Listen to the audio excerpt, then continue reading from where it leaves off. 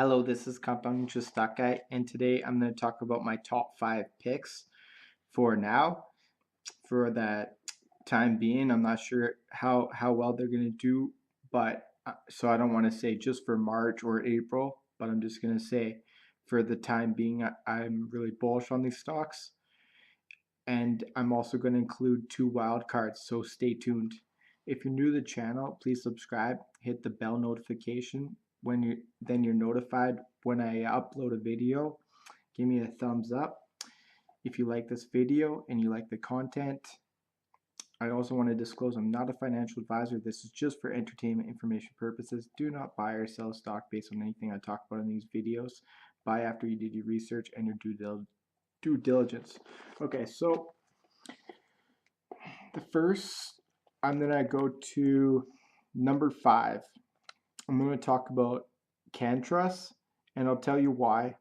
They had a revenue, they didn't beat their revenues, so the market has kind of killed them. But they're talking about doing outdoor grows, so they're going to do some very serious revenues at the end of the year, I believe.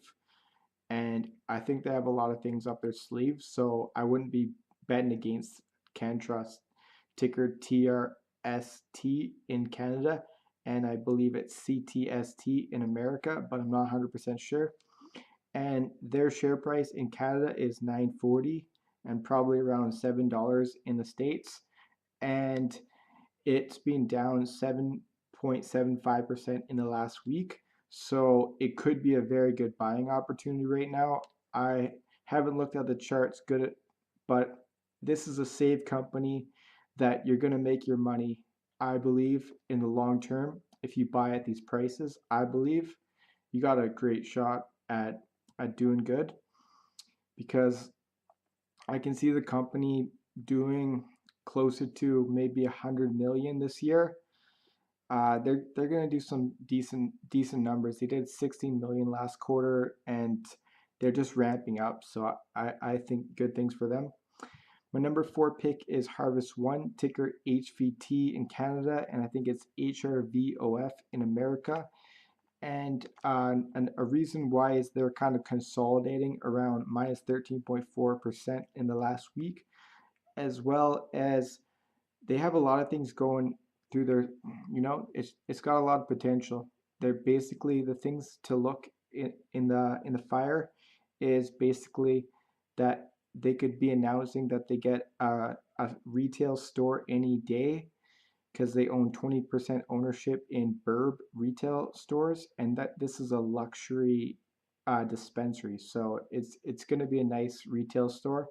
I'm not sure where it's going to be, but I believe it's going to be somewhere in BC from the research I did, as well as they're looking at doing an outdoor grow sometime this spring, or I mean not spring but summer. And they just acquired a company out of Ontario, so they're going to be doing more extraction and growing more. And I look for them because they got great distribution with Dreamwater and Delivra topical products, that they're going to be a great pick as far as getting into the CBD space in USA.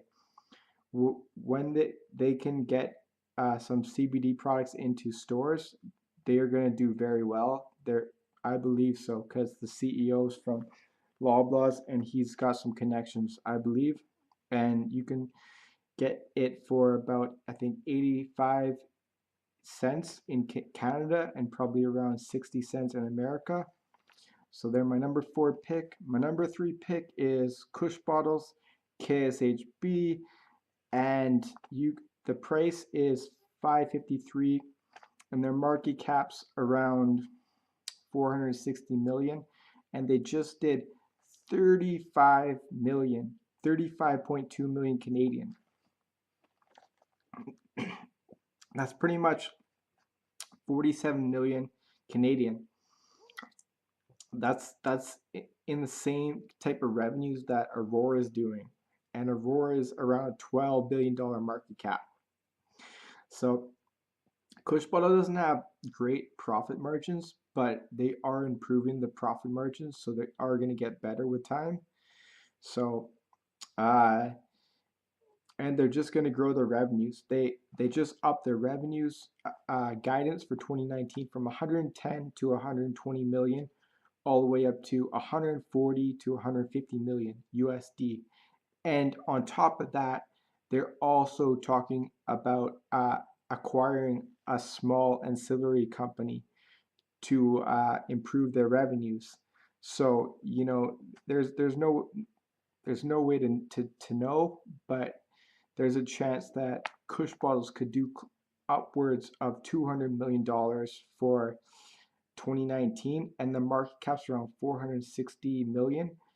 And on a price to sales, they're around 3 if they did every quarter the same as they did this quarter, and they're just going to keep growing. I like them as my number 3 pick. They're also being down -8% in the last week. Uh, I think it creates a great buying opportunity if you're looking at the long term for Kush Bottles. I think you're going to do really well. I don't know if it's going to go down further or not. I can't predict the future, but I think Kush Bottle has a great future in the cannabis space, and I think they're a very safe company to invest in. And yeah, I mean, I picked them as my number 3. My number 2 pick is Suniva, SNN in Canada, and I'm not sure of their ticker in the States. And you can get them in Canada for around $4.79 per share, and their market cap's around 180 million Canadian. And they just told guidance for about 14 million Canadian for the last quarter, and that's pretty significant because the quarter before that was around 4 million. So they're just growing. They're going to be a really big player in California, and they're just coming out of the gate, and they got such a low share structure. The companies, you can make a lot of money on Suniva, I believe, in the future. They're minus 11.3% in the last week, and I'm not sure if their ticker in the States, but I believe they do trade on the OTC, and I think they're just going to keep growing their revenues. At the end of the year, I could see them doing, there's somewhere around guidance around 70 to 80 million Canadian, I believe, and then that's not including, I believe, their Canadian operations. So there's a chance that they could do around 100 million Canadian, and their market cap's 180 million. I think it's very inexpensive right now. If you're not worried about tomorrow, you're not day trading, I think that's a great pick. I'm going to go with my number 1 pick, and it's the same pick if you watch my video from March, which I think was a very well put together video of my top 10 picks for March, and I still going to stick with my number 1 pick, which is Tilt Holdings. And yes, they're down minus 36% for the year to date. And the price is $238. So basically, the price is, their 52-week low is around 185. So there's a chance that it could go down to that low. And there's even a chance it could go lower, but I really think that's going to be the resistance point. So it just keeps going down, keeps going down. I mean, if it keeps going down tomorrow and it goes to around that 52-week low, I'm going to have to buy 500 shares because that's just too much of a, it's just too much of a bargain, because their market cap's somewhere around, I think, like 700 million fully diluted. Without being fully diluted, it's around like, with the float, it's somewhere around like 230 million. And the company's doing around, well, they're set to do $400 million in 2019, and in 2020 they're set to do 800 million, and this is in US dollars. So I think they're going to be neck and neck with Aurora and Canopy for 2019, and they're so cheap if you compare them with Aurora and Chronos and even Afria and Canopy and Tilray, all those companies, and they're going to beat all those companies. Well, I can't say for sure with Aurora and Canopy, but they're going to be very close, and they're so much cheaper. So I mean, the market's going to take them down because there's these market makers and they're shorting them, but they can only keep it down for so long until when they start reporting their revenues, and then the market starts to take hold and they realize how undervalued Tilt Holdings is, then everybody is going to be wanting to have your shares in Tilt Holdings. I truly believe that. I own 700 shares for full disclosure. I honestly own all 5 of those shares stocks besides CanTrust, and I don't own Harvest One. I just own the warrants.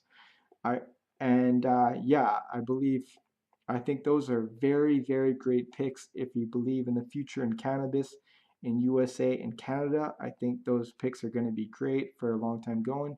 Again, I'm not sure about if they're going to go lower or not, but if you bought right now, I can't see there being a time in the future that in the next year that the price isn't going to be higher than it is right now on all those picks. I truly believe that.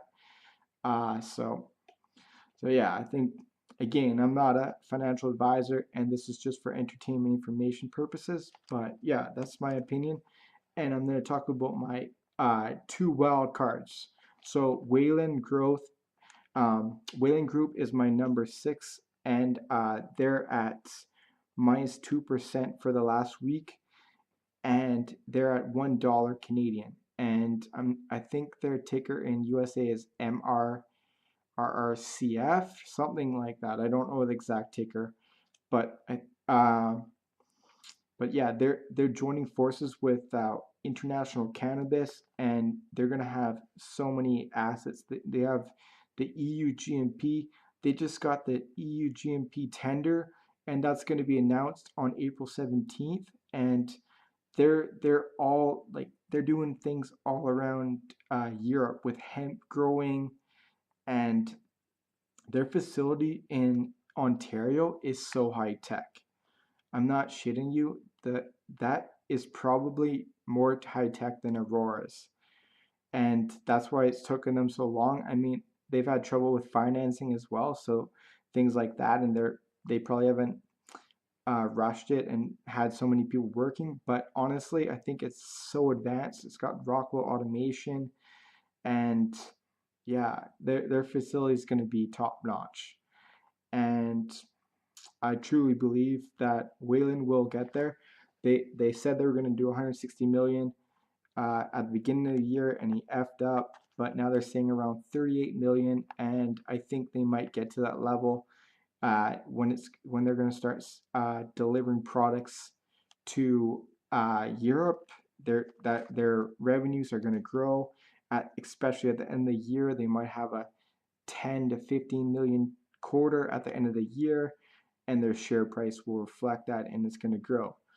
And the Europe margins are going to be really nice, and just the licensing for having EU GMP, that's good. So I know they've had a tough time, and they're going to be a wild card for as long as it goes. But I can't help not by putting them as my number 6 just for the fact they got their German EU GMP, and they just won the tender, and Afri is at around 3 billion and Aurora's at around 12 billion. So, and Wayland's sitting at around 300 million. So, my number 7 pick is XXII, and yeah, I mean, basically they're trading at 197, and they've been down a little bit, but they're starting to go up. And the reason why they also have Anandia Laboratories is owned by Aurora, and they have some type of hemp